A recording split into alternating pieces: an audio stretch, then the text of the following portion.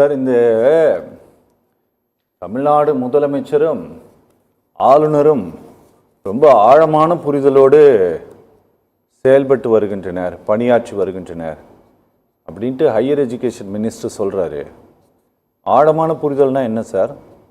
இந்த யூஜிசியினுடைய விதிகளை higher education minister முழுசா படிச்சு பார்த்துட்டு போறா சார்? வெளிப்படையாக அவர்கள் அறிவிக்க வேண்டும். நாங்கள் கொள்கைகளை நான் அவர்கிட்ட கேட்டுறேன், சொல்லுங்க சார்.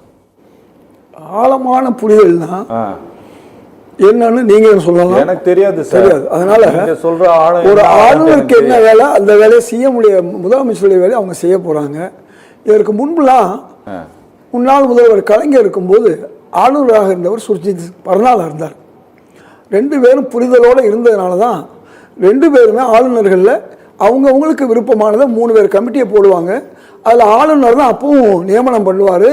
ஆளுநருக்கு இவங்க எடுத்து சொல்லுவாங்க. அப்போ இவங்க சில சொல்ற கேட்பாங்க, அவங்க சிலரை போடுவாங்க. இப்படி தான் நடந்துச்சு. இதுக்கு பேர் தான் புரிதல். ஏதோ புதிய விஷயம்லாம் ஒன்றும் கிடையாது. இந்த பிரச்சனை வந்து பாடத்திட்ட பிரச்சனை கிடையாது.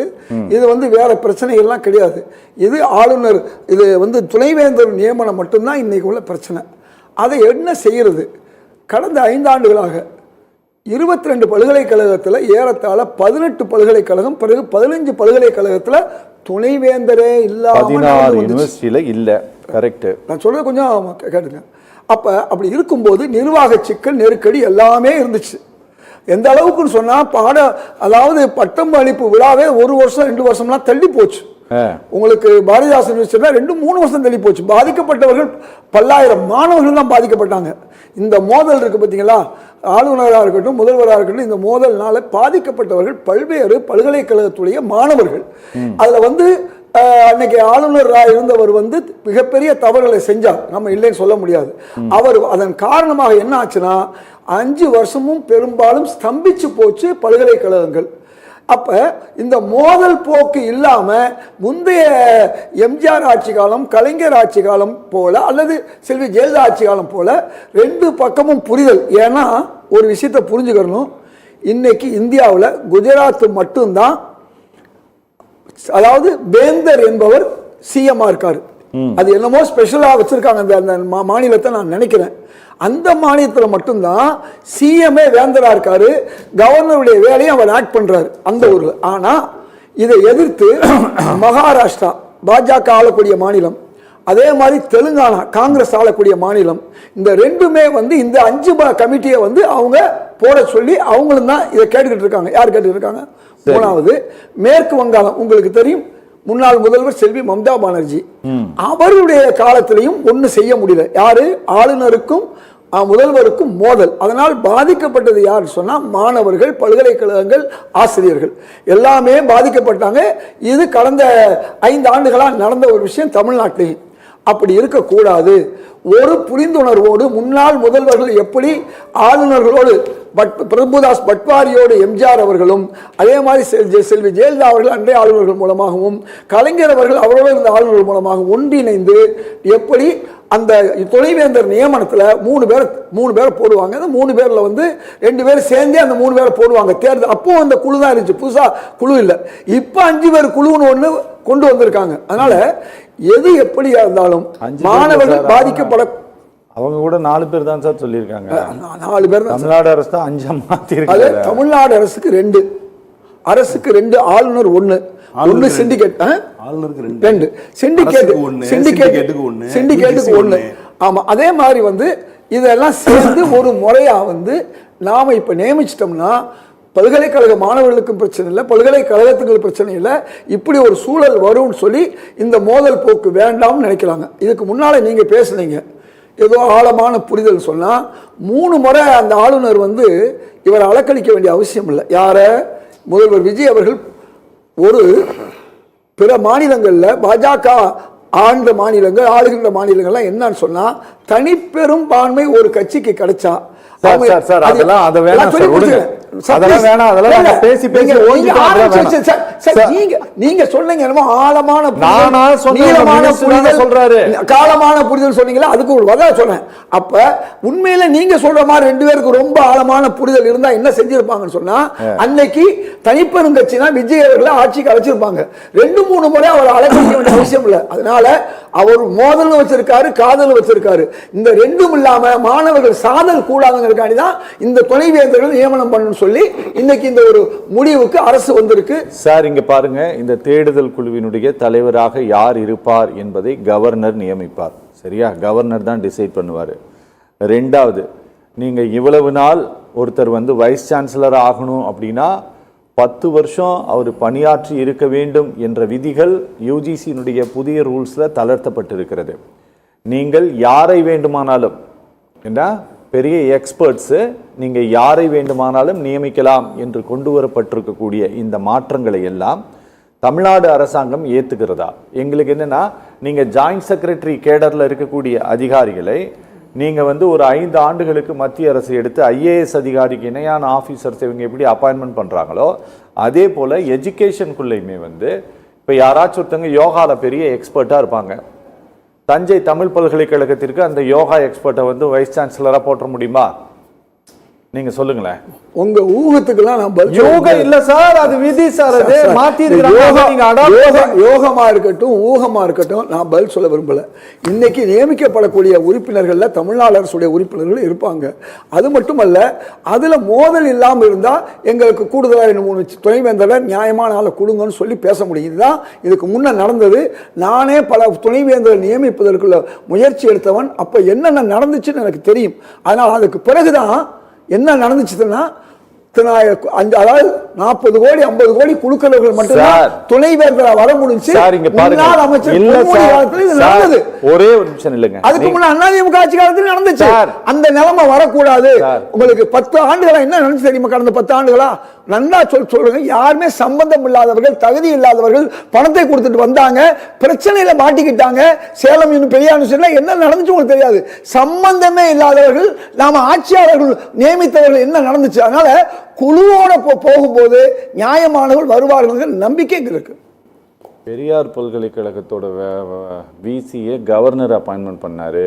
அரசு நடவடிக்கை சேர்த்துக்குங்க நீங்க. ஆமா, நீங்க பன்வாரிலால் புரோஹித் இருந்த காலத்திலிருந்து அதிமுகவில் இவ்வளவு மோசமா நடந்தது. நான் வந்ததுக்கு பிறகுதான் அதை சரி செய்தேன்னு சொன்னாரு பன்வாரிலால் புரோஹித். அதான் சொன்னாரு, சரியா?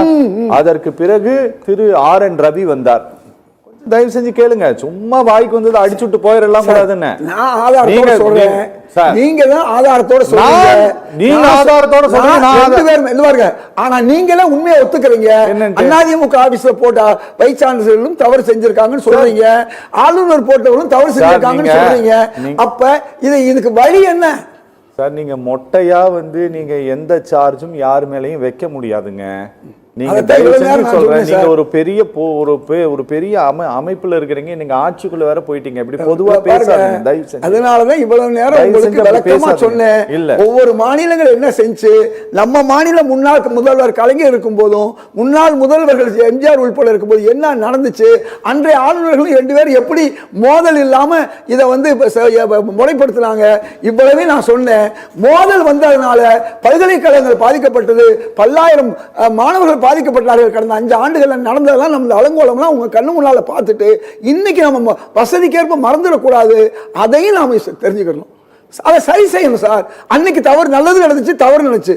அந்த தவறுகளை சரி செய்ய வேண்டிய வேலையில இன்னைக்கு இந்த அரசு முயற்சி செய்திருக்கு. கேட்டதான் காலம் பதில் சொல்லும். ஒவ்வொரு மாநிலங்களும் பல்கலைக்கழகங்களை வைத்திருக்கிறது, சரியா?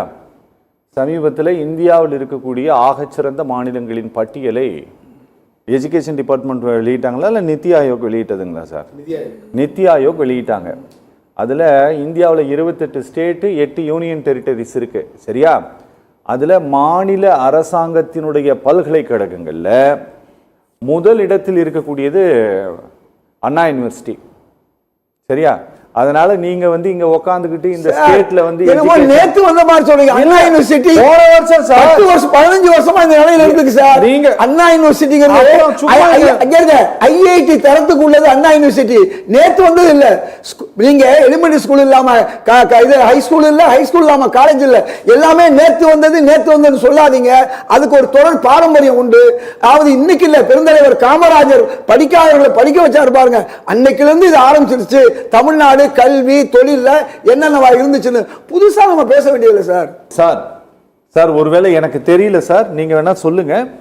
ஒட்டுமொத்தமாக இந்த நாடு பள்ளி கல்வித்துறைக்கும் உயர்கல்வித்துறைக்கும் ஒதுக்கீடு செய்யப்பட்ட தொகை இவ்வளவுதான் என்று அறிவித்த பிறகு தனியாக பல்கலைக்கழக மானிய குழுவுக்கு நீ வந்து மாநிலத்தில் இருக்கிற யூனிவர்சிட்டிஸ்க்கெல்லாம் நீ கிராண்ட்ஸ் இப்படி கொடுங்க அப்படின்னு சொல்லிட்டு தனியாக ஏதாவது நிதி ஒதுக்கீடு செய்வாங்களா?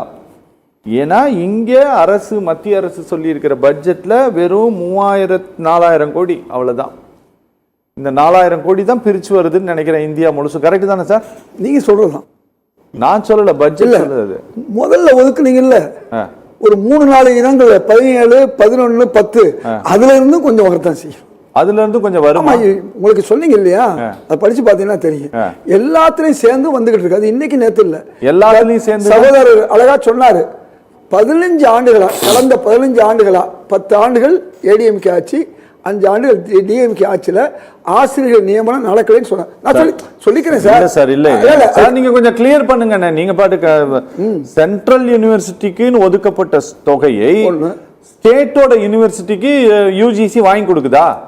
சொல்லுங்க சார். அடுத்து என்ன இருக்கு, என்னென்ன இருக்குன்னு சொல்லுங்க. அடுத்து ஐஐடிஸ் இருக்கு, என்ஐடி இருக்கு, யூஜிசி இருக்கு, ஸ்டூடெண்ட் எய்ட் இருக்கு, பிஎம் உஷான் ஒன்னு இருக்கு, ஐஐஎஸ்சிஆர் ஒன்னு இருக்கு, அதர்ஸ்னு ஒன்னு இருக்கு. யூஜிசி தான் சார் நமக்கு கொடுக்க வேண்டிய.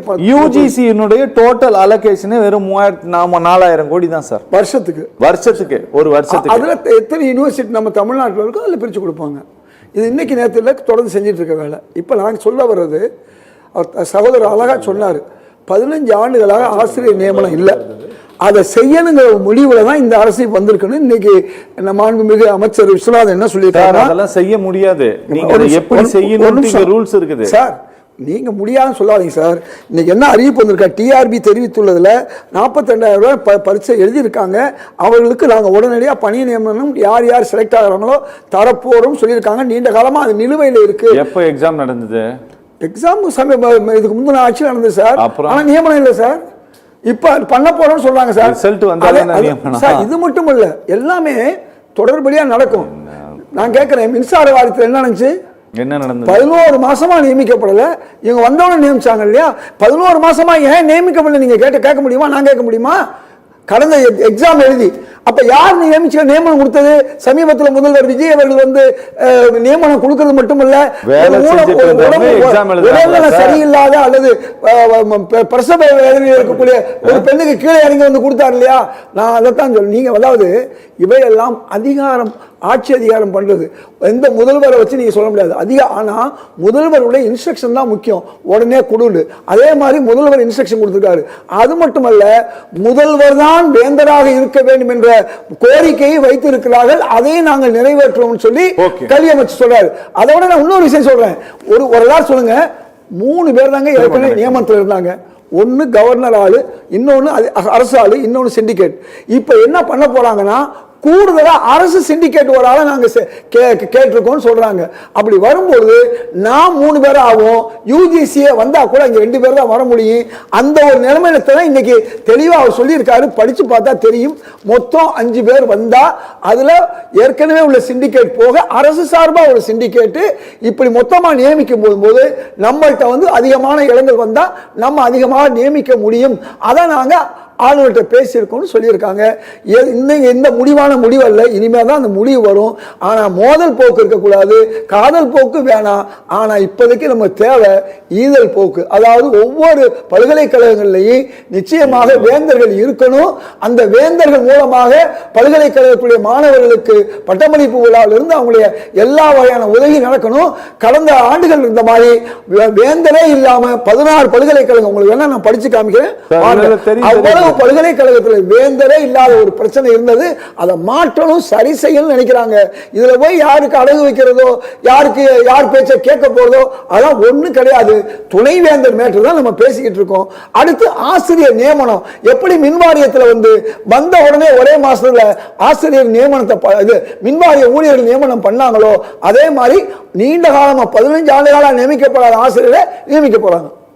சார், இது நீங்கள் ரொம்ப வருஷம் இந்தியாவை ஆட்சி செய்த ஒரு கட்சி, ஒரு கவர்மெண்ட்டோட ப்ராசஸில் ஒரு அப்பாயின்மெண்ட் கொடுக்கறது அப்படிங்கிறதெல்லாம் ஒரு 40 நாளில் நடக்கக்கூடிய காரியமாக நீங்கள் யோசிச்சு பார்க்கணும். நீங்கள் புதுசாக வேணா ஒருத்தங்களுக்கு அந்த மாதிரி கொடுத்துட முடியும். நான் சொல்றேன், 11 மாசமா நியமனம் செய்யப்படாதவர்களை வந்த உடனே நியமிச்சாங்கிறத நான் உங்கள்கிட்ட சொல்றது.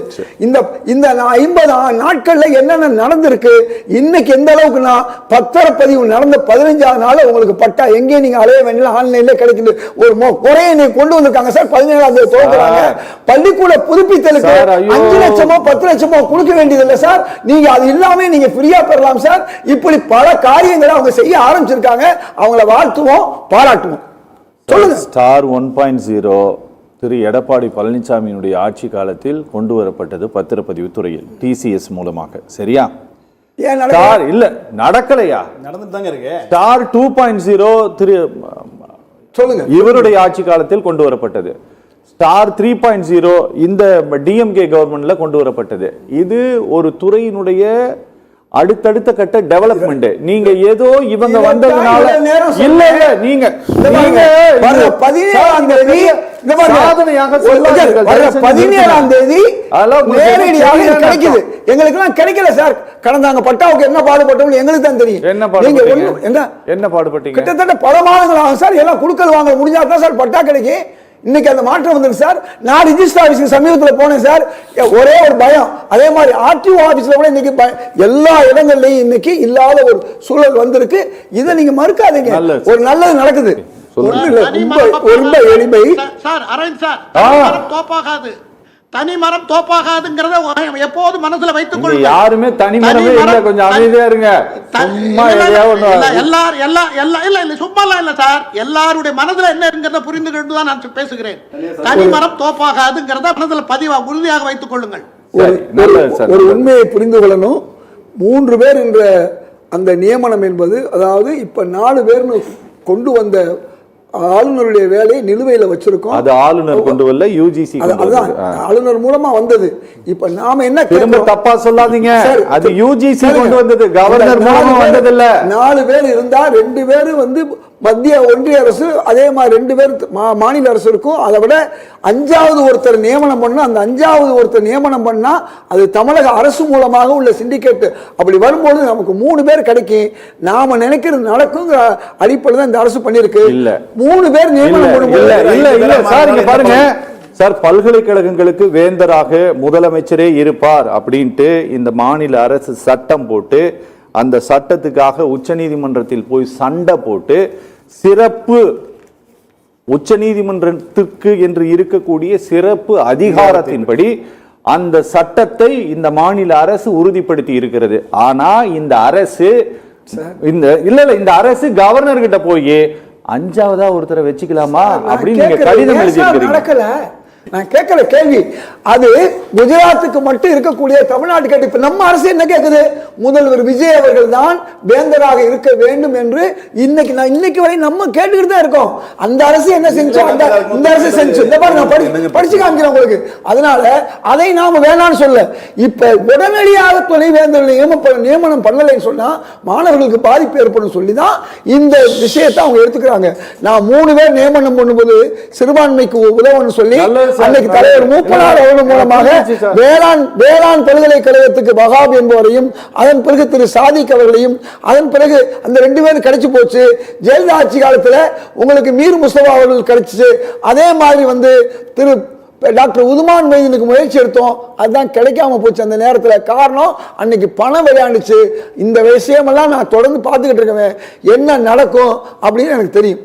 அதாவது 5 பேர் இருந்தா 3 பேர் நம்ம பகுதியில இருந்து வருவாங்க. நாம நம்ம தமிழ்நாட்டுக்குள்ளே தமிழ்நாட்டுக்குள்ளே நலம் பாதிக்கப்படும், பாதிக்கப்படாமல் இருக்கும். தயவு செஞ்சு ஹையர் எஜுகேஷன் மினிஸ்டர் வந்து இந்த டான்ஸ் ஆடுறது, டான்ஸ் நல்லா ஆடுறாரு. ஆமா, முந்தின ஹையர் எஜுகேஷன் மினிஸ்டர் பாட்டு பாடி டான்ஸ் ஆடினாரு பொன்முடி. அதையும் ஞாபகம் வச்சுக்கோங்க, அது வெளியே வந்திருக்கு. அதன் மூலம் அவர் மேல உள்ள குற்றச்சாட்டுகளையும் பாருங்க. குற்றச்சாட்டு இல்லாதவர் இவரு, இதை ஒரு குற்றச்சாட்டா வச்சுக்கிறது. அவர் மேல எத்தனை குற்றச்சாட்டு, கோடிக்கணக்கான ஊழல் செஞ்ச குற்றச்சாட்டுலாம் வந்துகிட்டு இருக்கு. இதெல்லாம் பாருங்க சார். சரி, நல்ல